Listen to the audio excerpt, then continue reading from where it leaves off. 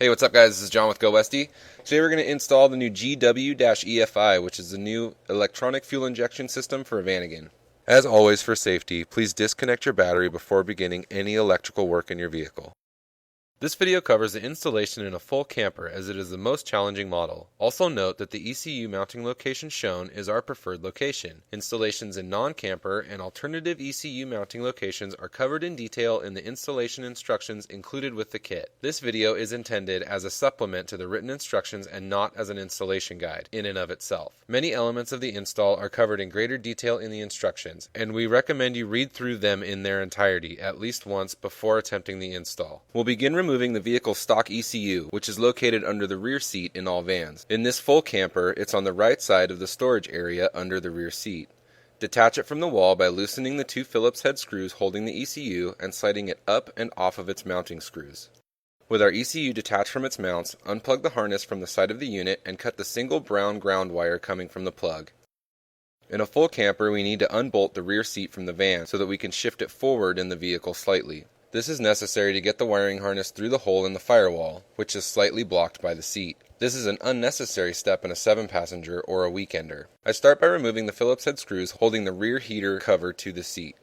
There is one screw at each L bracket connecting to the floor, and two on the L bracket at the top of the cover attaching it to the seat facing.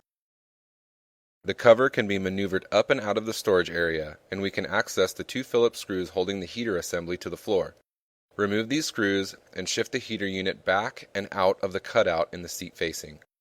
Now we'll move to the passenger side of the seat, removing the two 8mm bolts threaded into the floor. There is one 8mm bolt mounted to the floor on the driver's side that also must be removed. Directly up from this bolt is a 6mm lock nut threaded onto a carriage bolt, which attaches the L bracket to the cabinetry. Remove this nut and return to the passenger side to remove the two Phillips head screws holding the L bracket to the vehicle wall.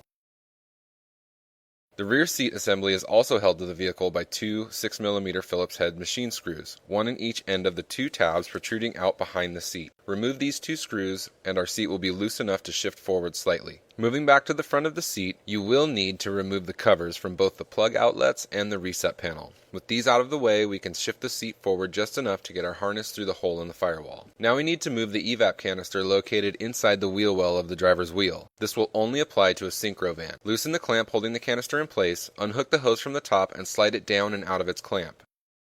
If your van has factory air conditioning, you'll need to move the receiver dryer out of the way as well. Remove both the bolts holding the dryer bracket to the frame rail and drop the dryer out of the way.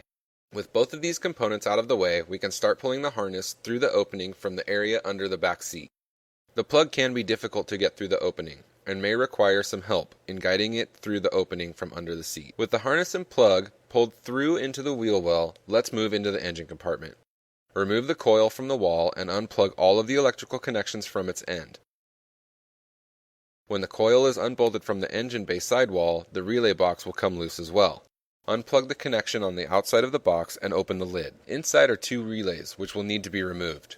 The relays can be difficult to cleanly remove from their mounts, and it is often easier to use a flat blade screwdriver and snap the small plastic tangs which hold them, as they will no longer be needed. Set the box aside, as we'll reuse it later. Now grab the two electrical plugs that we pulled from the top of the coil and cut the connectors from the green, black, red, and red with black tracer wires. Now let's move to the junction box on the rear wall of the engine bay. Remove the lid and unbolt the main red power wires from their stud terminal in the upper right-hand corner. Leave the power wire coming into the right side of the box tucked out of the way and pull the other red wire through the harness. This is the red wire we just cut the connector off of. We will also pull the black, green, and red with black tracer wires from the same harness opening. Coil these wires together and tuck them away for now.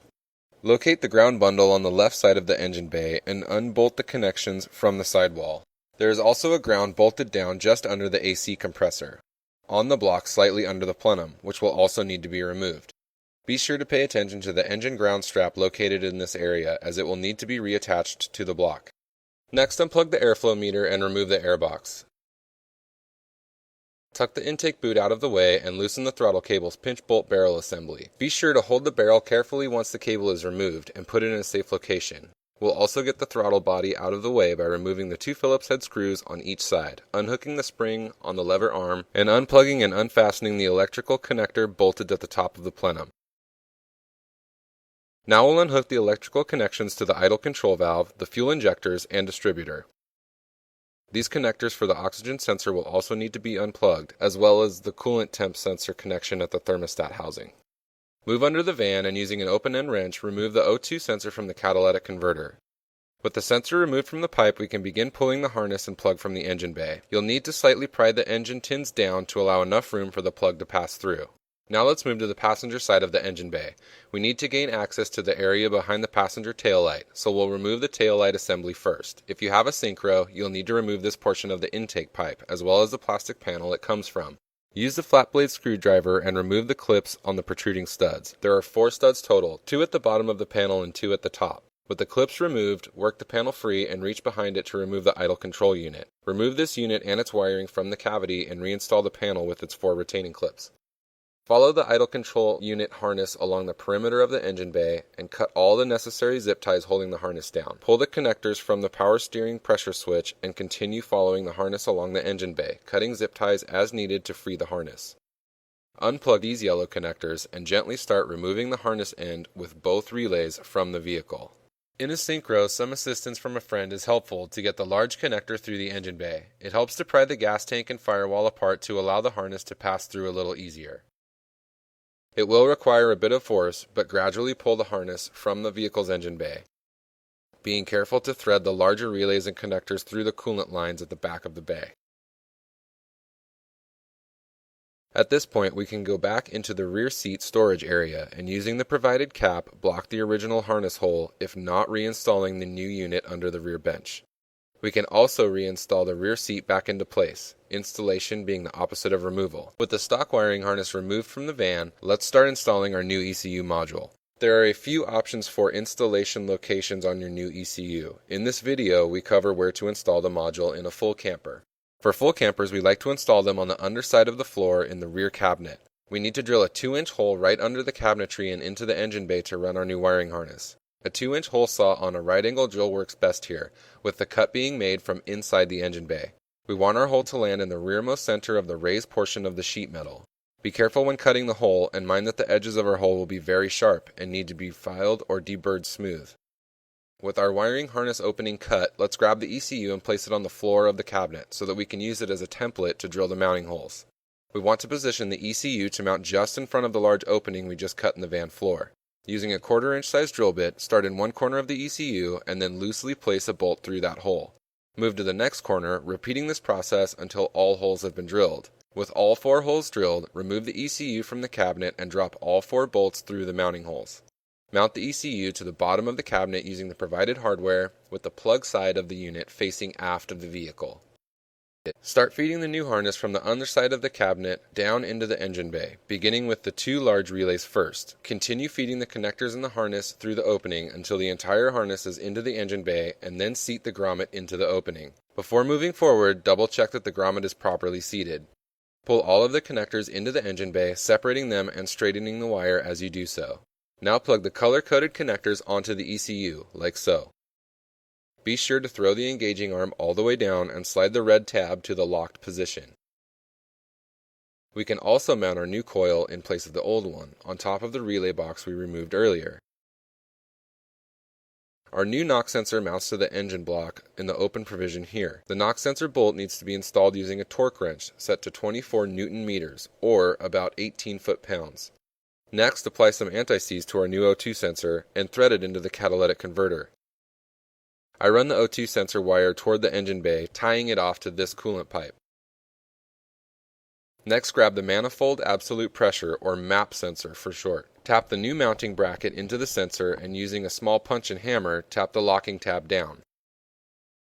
Now follow the section of vacuum tubing in the engine bay over to near the distributor, and make a cut to splice the provided 3-way connector in for our MAP sensor. Now use the new section of vacuum tubing and run it over to the MAP sensor, which we mount on the stud located on the number 1 cylinder intake runner. Work the new tubing onto the sensor port, being sure that the tube is firmly seated over it. Now let's start working our new harness around the engine bay. I like to place an Adele clamp here to hold the harness up into the corner.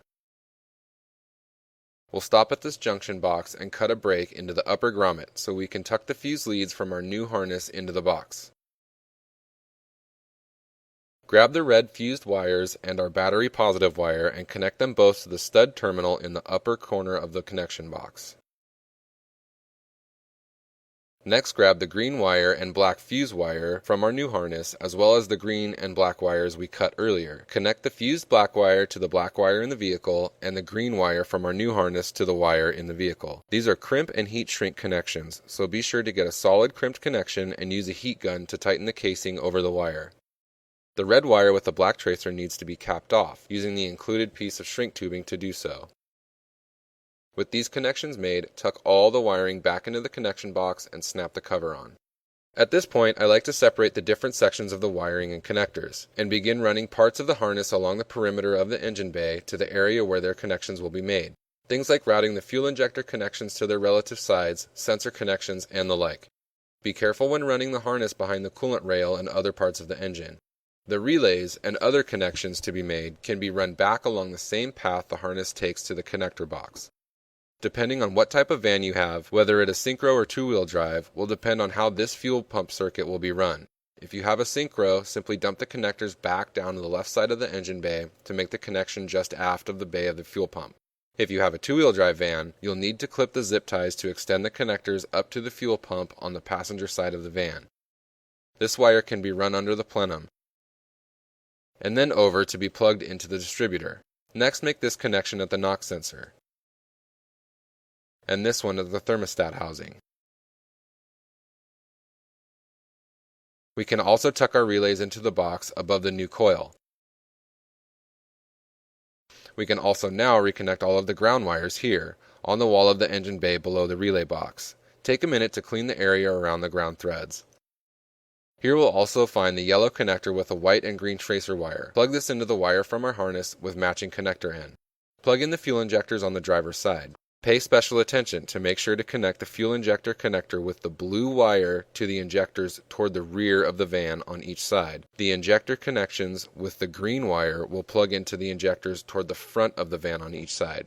Also connect the lead coming from the O2 sensor. Connect the lower circuit to the coil and the coil wire from the distributor. Now move over to the passenger side and connect the fuel injector plugs and the intake air control, or IAC valve.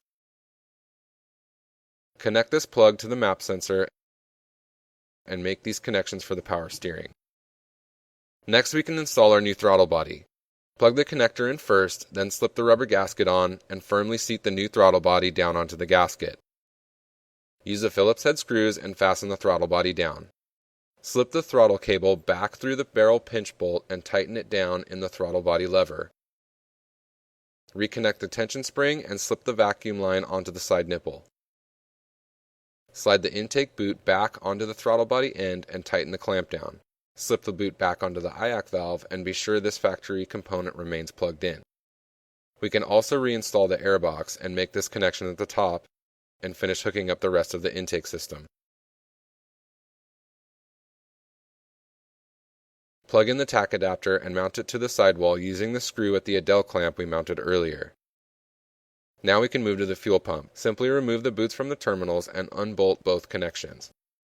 Note that one nut stud combo on the fuel pump is 4 mm and one is 5 mm. The new connectors on our harness are size specific, so make these connections accordingly. If your fuel pump has spade connectors, you will need to cut the eyelets off and replace them using the supplied female spade connectors in the kit. The white wire is 12-volt positive and the brown wire is ground. The connections should be labeled on your fuel pump. You can simply clip the connector ends off the old circuit and pull the old harness from the vehicle. So now we can begin using some of the included Adele clamps and zip ties to tidy up our harness, being sure to keep it tightly tucked up and safe in the engine bay. I like to use the factory holes around the perimeter of the engine bay to anchor the harness. We can also tie off circuits like this one to the IAC valve itself. Please refer to the instructions for proper startup procedure. So that's it, you're all done. Enjoy your new electronic fuel injection system.